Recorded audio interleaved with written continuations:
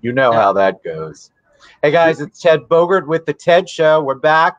I'm with Jordan Ostroff. Did I do it right, Jordan? Yep, nailed it. Okay, I did it. All right. So Jordan Ostroff, JordanLawFL.com. Down at the bottom there, we're going to talk about how high seas raise all boats, big brothers, big sisters. You know, I got to get that whole door story from you too. So welcome to the show, Jordan. Thanks for coming on. Thank you so much for having me. I got to tell you, man, I got yelled at by multiple people that I didn't know you already. So I'm glad we're able to connect. Well, I'm so glad to know you. I like that. I like it when people say you got to know somebody. You know, it's bad when they say you don't want to know somebody. That's haven't gotten that infamy yet, but yeah. Oh, well, talk to the right people. I'm sure you'll find somebody who'll say that. All right. So I'm excited. I want to talk a little bit about you. People love origin story. Maybe give us a little bit of your background, and then we'll talk about the topic and all of the good things that you're doing in the community. Sure. So I am that idiot that tells you they want to be a lawyer their entire life. Like literally at maybe 3 or 4, I realized if I was going to be a doctor, somebody might die in front of me, and there'd be a better, smaller chance of that happening than being a lawyer. Even though obviously, like what 4 or 5-year-old knows what a lawyer really does, and honestly, what lawyer really knows what a lawyer does anymore. So I just grew up always wanting it, not realizing what it meant, and then finally realized basically you're just arguing with people and trying to explain to them why you're right, which I can show you a ton of home videos of me doing with my parents, even before I could walk, when I was still toddling. So it's kind of all come together now into running my own firm here in Orlando. What is your practice? So we are mostly a business law firm. We also do personal injury and civil litigation, but for the most part, we're helping business owners protect their business and get it ready to go through all of the craziness that ensues during, pandemics, recessions, hurricanes, Sharknadoes, and anything else that comes up in 2020. Gotta throw that little pop culture in there. I like it, a Sharknado. Tell me what prompted you, because we were talking a little bit before we went live, or maybe as we were going live. You're familiar with Streamyard, so you're out doing some good things. You're putting out content. Tell us what you're working on. Sure. So we started a podcast, I want to say maybe 14, 15 months ago, called Let's Get Up to Business. So as a knockoff to the Milan song, and if you listen to the intro, it's like epic, Asian rock metal music. It's pretty cool. And so we wanted to gear it towards business owners, our business clients. We wanted to provide value to them. So we get business owners and other service providers on and talk about their story, their business. During COVID, we switched it to a Facebook Live show so we can get a little bit more, remote face-to-face contact with people. And we have people kind of telling, how they've changed through this process, what they're doing, all trying to get that great value and a couple of good, writer downers or takeaways for business owners to keep their business rocking and rolling through whatever 2020 and has to throw at us. So if you've heard all those stories, which we both, I love to hear those stories. It's one of the favorite reasons why I do the show, is to hear how people have pivoted and have kind of overcome. Anything that sticks out in your mind that really was like, wow, I can't believe that person was able to do that, or that business was able to pivot like that? Honestly, look, there are certain industries where no matter what you do, you had to pivot. Like if you were running a barbershop or a massage parlor or something where you had to have that, that touch, you didn't have a choice. But what's been so amazing to me is all these businesses that did things, what I want to call the right way. And obviously there's a million right ways to do it, but these businesses that really had that vision of an ideal client, that were lean, that were tech forward, that had these things going for them, I've been more impressed that they haven't had to pivot and still been doing well through this. I agree. I feel like the creativity has been on such a high. People are really getting out of their comfort zone. They had to, right? There was no other choice. Restaurants is the first one I always think of, where they had to begin delivery or pickup or takeout, things that they might not have ever done before COVID.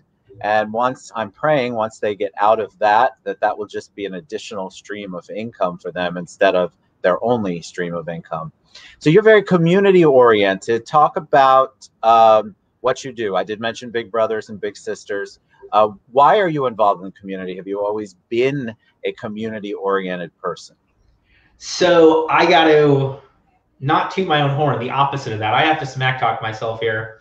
So when, wanted to be a lawyer my whole life, at some point decided I wanted to be a prosecutor. And so here I was thinking that, at 24 years old, I was going to be, like Batman, keeping Orlando safe from all these terrible, really dangerous people. And so I got into it, and don't get me wrong, great experience, met some wonderful people, worked for some awesome other attorneys, learned from them. But they hand you this file, and it's like, oh, this person's poor, so they didn't get their driver's license properly updated. Or, oh, this person had to move, and they didn't get notice of their traffic ticket. Or, oh, this person's stealing because they got laid off from their job, and they're trying to get diapers for their kids. And that wasn't every case. Obviously, there are some bad people out there, but that was the majority of it. And so after, a little over 3 years, worked my way up to some really serious crimes, but realized that in Orlando, your average family of four makes $40,000 a year. And so that leads people down a life of not necessarily crime, but a lot of these stupid administrative things that we have. And so we've always wanted to try to help people to give back through pro bono or low bono services, doing expungements for people on some of those stupid charges. My wife owns the other half of the firm, does a ton of guardian ad litem work for children so that they have a voice in the court system for free. And I had the opportunity to join Big Brothers Big Sisters. And so, don't get me wrong, we have advised people on what to do in, certain criminal standards or when police are out there. But for the most part, we're able to use a lot of our business clients to offer great resources and have, financial advisors talk to some of these families about financial literacy and do a lot to try to help people, continue to better themselves, continue to better their families, get a more stable environment for their kids. And it's been so awesome and rewarding that I'm just so lucky that I was offered the opportunity. It gives, the way you speak about it, you can't fake that. So I know you've gotten your hands dirty and rolled your sleeves up. That's the kind of stuff that I think people don't realize, the rewarding side of that, and what a great need there really is in our community for the assistance. I think I've talked to people who don't do any kind of volunteering, and if not, why? That should be a whole show, or why not? But I feel like that they just didn't know. It wasn't part of their fiber, or wasn't part of their upbringing, or it wasn't part of anything. And then once you get involved and you realize the need out there, then it's almost like, well, I can't not do it. Yeah, it's rewarding. I firmly believe selfishly there is no truly altruistic goal, right? Like, we do this because we like it, and obviously helping people, and then you like helping people and you feel good about it and all that. So, I can't sit here and tell you I'm, Mother Teresa, but it's crazy. Like, we have somebody on our board that actually started out as a little in Big Brothers Big Sisters, worked his way up, and is now our chairperson, having gone through the program from both sides, been a little, been a big, and been on the board. It's crazy to see, the difference that having one real mentor who can show you what success looks like and tell you that you are capable of it and help you on that path makes a huge difference for so many kids. To talk about the program itself, you become a big brother or big sister. Tell me a little bit about the program for people who've probably heard of it but might not know how it works. Sure. So all of it is one-on-one mentoring. So it is one little who is paired up with one big, and our insurance will cover them anywhere. So there's a lot of mentorships that happen only at school. Ours will cover beyond that. And so obviously COVID has impacted a lot of getting our bigs and littles together. But for the most part, it's at least a 1-year commitment where the big and the little commit to spending a year together with each other. Again, mind you, we've had people that have been paired up for 12 years. They'll go from 6 to 18. They age out of the program. They still stay in touch. We've had bigs who have paid for college for their littles. We've had bigs who have adopted their littles. We've had littles that have become bigs when they became adults.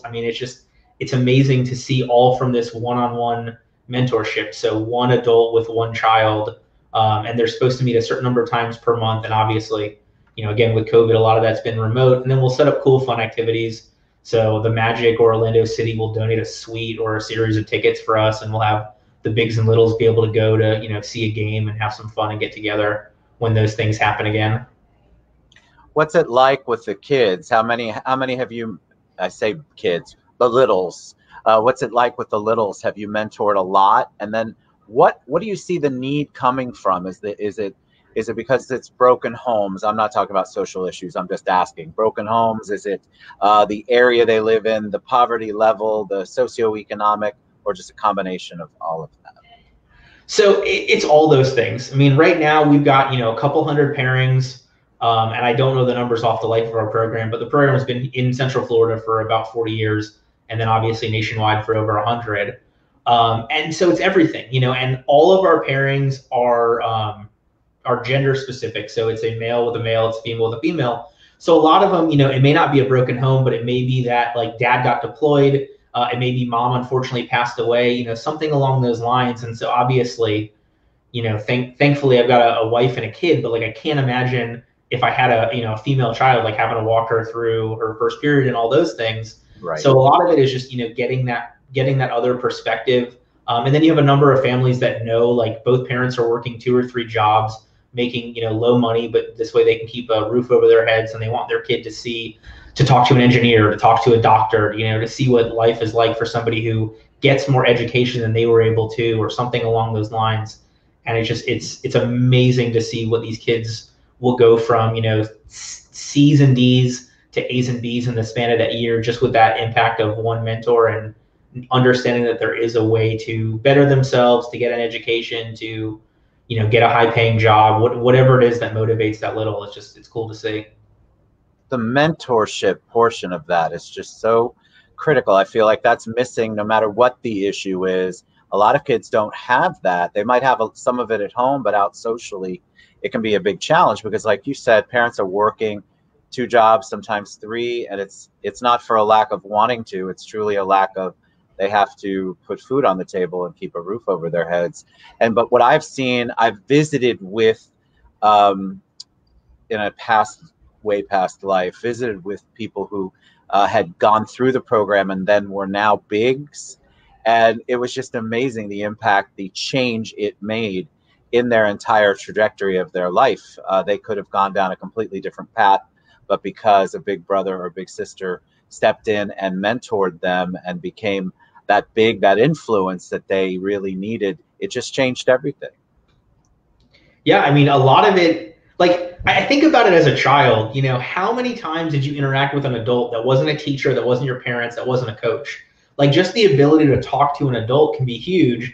And so it's funny, myself and our chair were out for dinner a couple weeks ago outside, social distancing, the whole thing. And then a young kid comes over and he's like doing a fundraiser to raise money to go to some camp or whatever it was. And so he gives this whole sales pitch, and we're sitting there, we're like, hey, we're on the board for Big Brothers. We're really proud of you for doing this. Here's a little feedback, slow down, make sure you're doing this, make a little better eye contact. And so the kid is just like cracking up and really going into all our stuff because he was already, talking with adults and going down Thornton Park and, hitting everybody up and trying to find the drunk people drinking out in front of one of the bars to, donate 10 or 20 bucks to get him to camp. And it was so cool to see, but there's a lot of kids that never have the experience of interacting with adults. And so this, right. Even for a lot of them, that's the best part they're going to get out of this, just being able to talk to an adult that isn't their parents or a teacher or family member. And how do people get involved? What's the best way for them to get involved? I put your website down there. I didn't put the Big Brothers and Big Sisters one, but how can they reach out? Sure.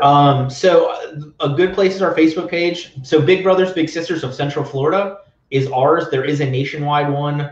If you donate there, we will get some of the money if you earmark it to us. If you donate to us, though, that's better. We've got a golf tournament coming up in 11 days, so not this Friday, but the following Friday. We have a couple spaces left, not too many. And then we've got a number of other events that will happen once all of this COVID situation, gets a little bit less. But that's a good place. And then cflbigs.org is the website. CFL, like Central Florida.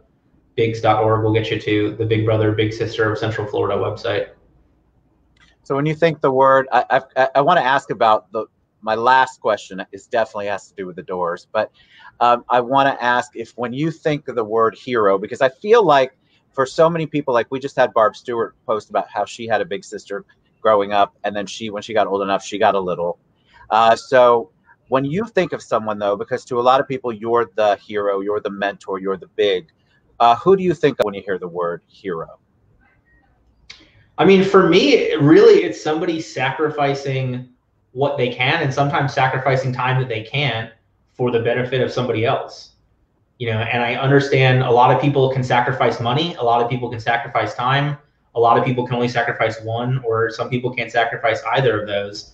So I don't, I don't want to cast aspersions on those who can, but it's always nice to see people who can and do, sacrifice some time or make that financial donation. That's, to me, that's a hero.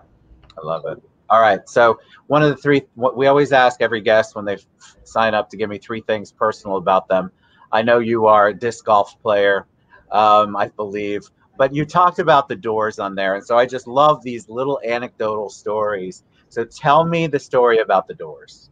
Sure. So I want to say I was probably like 3 or 4 years old, and I've got a cousin that's been a professional drummer and now is a teacher and played for like in front of thousands and thousands of people. And so he and my parents got me hooked on classic rock. And so I remember, like Break On Through by the Doors being one of my favorite songs as a kid. And so now, with nothing to do, I've got my kids about 2.5. We installed a swing in the garage. So, because, can't go as many places. And so we'll sit in the garage for probably hours, even though I don't necessarily want to be pushing them on a swing in my own garage for a couple of hours. But we started listening to music. So, we started out with Wheels on the Bus and a lot of the kids songs. And I was like, you know what? I can't listen to, I think Baby Shark's a pretty good song, but like I can't listen to it for 30 minutes straight. And so I was like, I'm going to try to, play him some real music. I don't know, some adult music. And so he just jumped on Break On Through by the Doors. I don't know if it's from, how it sounds, from the way that I, was singing it to him or whatever. So now he's like, break da do, break da do, break da do. And I'm like, Break On Through. He goes, yeah. So that's his go-to requested song. So that starts off our music singing when we sit them up with the right music. I like it. All right, Jordan Ostroff, thank you so much for being on the show. Thank you for all that you do. You're right, high seas raise all boats. You guys should Google that if you don't know what that means. It's a great saying. Thank you for everything. Big Brothers, Big Sisters, CFL Bigs, is it .org? CFLbigs.org, yeah, or on Facebook's Big Brothers, Big Sisters of Central Florida will be us. Same on LinkedIn. All right, awesome. Thank you so much, Jordan. You guys reach out and get involved. Here's a way for you to make a huge impact on your community by making an impact on one life at a time. Or if you have monetary donations, trust me, they'll take those too. So whatever you can give, get involved. Thank you, Jordan, for your time. I really appreciate it. Thank you.